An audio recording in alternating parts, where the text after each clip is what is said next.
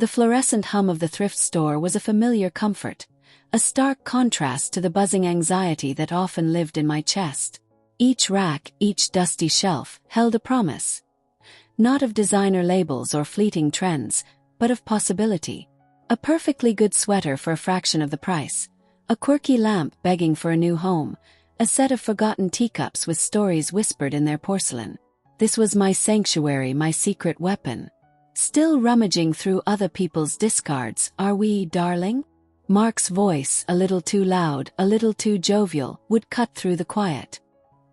He'd stand there, arms crossed, a smirk playing on his lips, dressed impeccably in his new, crisp shirts. He'd never say it outright, but I could feel the judgment radiating off him. A silent, constant hum of disapproval that mirrored the thrift store lights. I'd just smile, a tight, practiced curve of my lips, and hold up whatever treasure I'd unearthed. Look, Mark. This cashmere blend is practically new. And only $5. He'd chuckle, a sound that always felt a little hollow. $5, huh? We could just buy new clothes. Real clothes. He'd make a show of dusting off his shoulder, as if the very air in the thrift store was contaminating him. Stung every single time. It wasn't about the clothes, not really.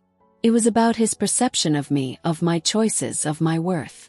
We had dreams, big dreams. A house with a garden, a comfortable life, a future where we didn't have to worry. And the biggest dream, the one that loomed over us like a benevolent but demanding giant, was paying off our mortgage. Every month, the payment arrived, a hefty reminder of the debt that tied us down. Mark would sigh over the bills, talk about how long it would take, how much more he needed to earn. He worked hard, I knew that. Long hours, late nights. He was proud of his job, proud of his ability to provide. What he didn't see, what he never bothered to ask about, was my own contribution. My late-night online sales of carefully curated vintage finds. The meticulous mending and upcycling of discarded textiles. The small, steady stream of income that flowed from my thrift store treasures. I called it my secret stash, a little joke I played with myself. It was more than a joke, though. It was my quiet rebellion, my unspoken answer to his casual dismissals. Every dollar I saved, every item I resold, was a brick in a wall he didn't even know I was building. A wall against the debt, yes, but also a wall around my own self-respect. A testament to my own quiet strength. The house, our house, was a constant presence. Its creaky floors, the way the morning sun hit the kitchen just so, the ancient rose bush by the front porch. I loved every inch of it. But sometimes when Mark made one of his little comments, or when the mortgage statement arrived with its intimidating figures, I'd feel a shadow fall over its warmth. A shadow of his unspoken judgment, and my hidden efforts. He saw my thrift store trips as a quirky hobby, a charming eccentricity. He had no idea they were a meticulously calculated strategy. My secret stash wasn't actually hidden in an old shoe box under the bed, though sometimes I wished it was that simple. It was an online savings account, meticulously managed, growing steadily, dollar by dollar. Every vintage blouse sold, every salvaged piece of furniture flipped, every dollar saved by mending instead of buying new. It all went in. Mark knew I sold things online. I was transparent about that much. He just assumed it was for pin money, for my little indulgences, maybe a new book or a fancy coffee. He'd never asked about the specifics, and I never offered them. Why complicate things with details he wouldn't appreciate? The process was almost meditative. Sorting through the donations at the local charity shop, my fingers brushing over different fabrics, recognizing quality in the overlooked. The thrill of finding something truly special. A forgotten designer scarf, a sturdy oak side table with just a few scratches. Then, the careful cleaning, the thoughtful photography, the crafting of descriptions that highlighted their inherent charm. Each listing was a small act of hope, a tiny step closer to our freedom. There were times when the temptation to splurge was overwhelming. A beautiful new dress in a shop window, a weekend getaway Mark suggested that we deserved. It was hard to say no, to remind myself of the bigger picture. But then I'd think of the mortgage, that formidable number staring back at us every month, and the resolve would harden. Every sacrifice felt like an investment, a quiet act of defiance against the weight of debt and the subtle dismissals I faced. One evening, Mark was meticulously reviewing our household budget, a furrow in his brow. "You know," he sighed, pushing his glasses up his nose, "this mortgage is really eating into everything. We're never going to get ahead at this rate.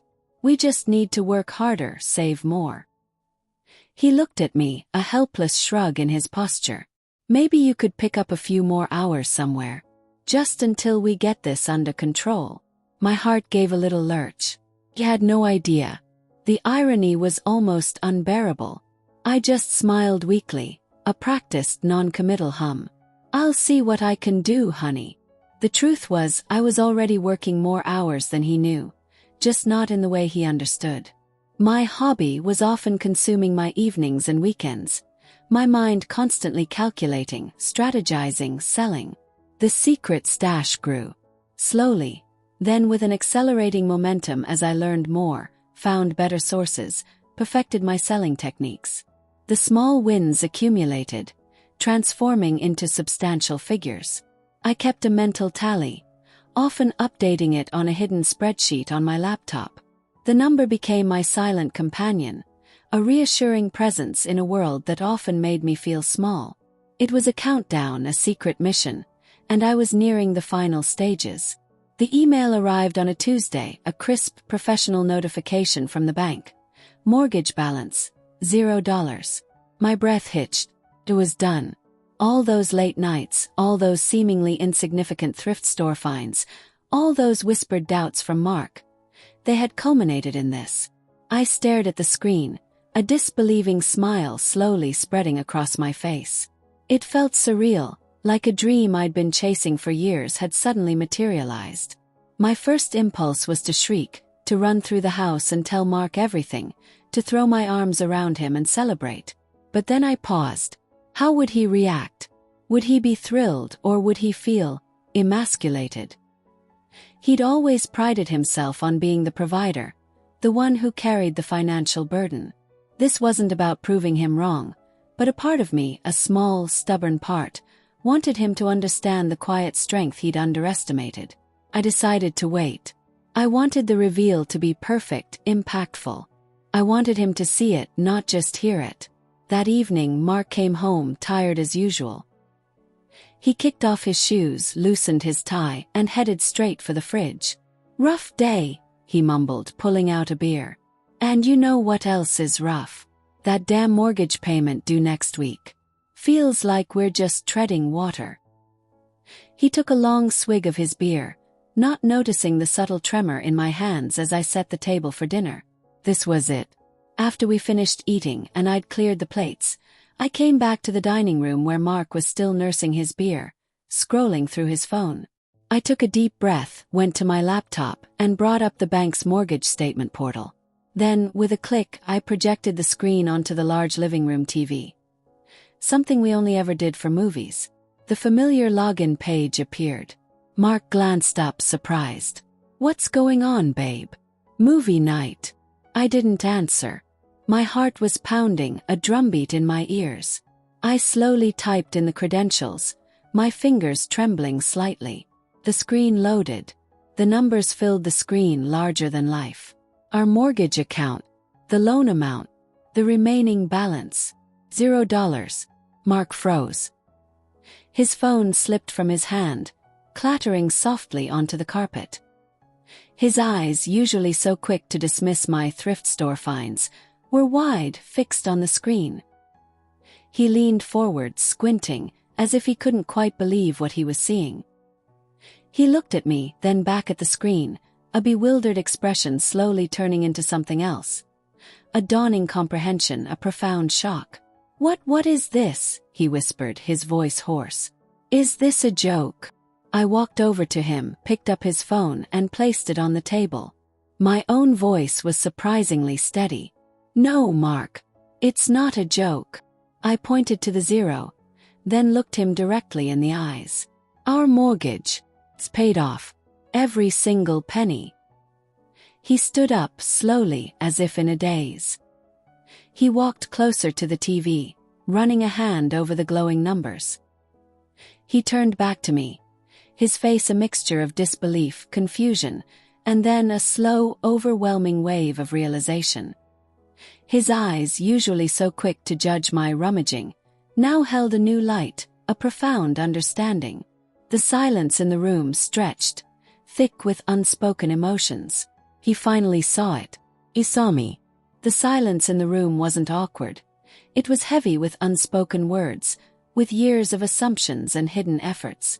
Mark stood there, still staring at the screen, then back at me, his gaze lingering on my face as if seeing me for the very first time. His initial shock began to melt into something softer, something akin to awe, and then, slowly, a profound humility. All this time, he began, his voice barely a whisper. All those thrift store trips.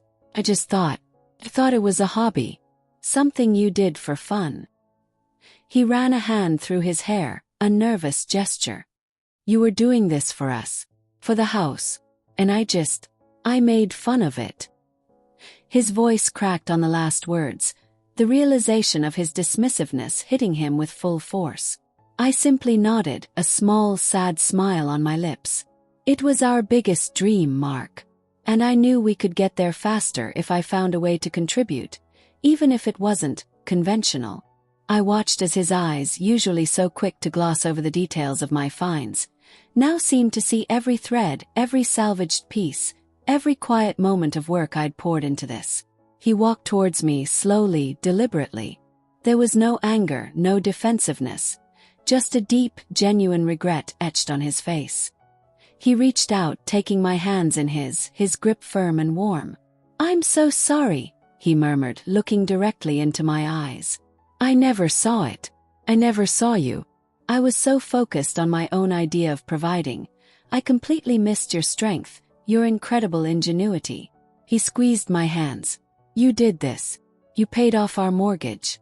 Without me even knowing. A tear escaped my eye. Not of sadness, but of immense relief. The weight of the secret of his casual judgment lifted. It wasn't about the money anymore. It was about being seen, truly seen, for my contributions. From that day forward, something shifted between us. Mark still worked hard, but he'd often come home and ask about my inventory, genuinely curious about what I was working on. He even started pointing out potential treasures when we were out.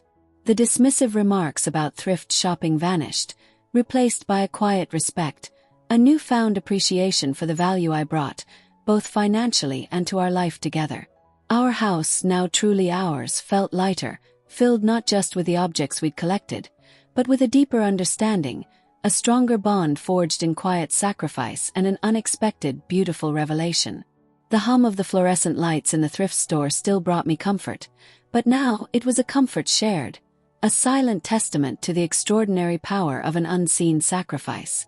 The years that followed weren't just about a debt-free house. They were about rebuilding a foundation of trust and respect that had been unknowingly chipped away. Mark started small. He'd occasionally join me at a local flea market, not to buy, but to observe, to truly see the dedication in my eyes as I haggled for a vintage lamp or meticulously examined a worn armchair. He even surprised me one Christmas with a professional camera. For your inventory shots, he'd said, a genuine smile replacing the old dismissive smirk.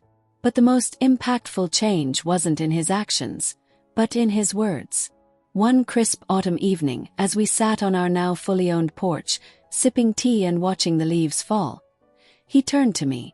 You know, he began, his voice soft, every time I look at this house, I don't just see the walls and the roof. I see all those late nights you spent, all those things you brought home and transformed. I see your strength, your quiet determination. He paused, looking out at the fading light. You taught me that true provision isn't just about the money you earn. It's about the sacrifices you make, the ingenuity you apply, and the love you pour into building a life together. You gave us this freedom, not with a grand gesture, but with 1,000 small, powerful acts of love. And in that moment, the last lingering echo of his old judgments faded into the gentle hum of the evening, replaced by a profound, unwavering understanding. It was the truest apology, and the greatest compliment I had ever received.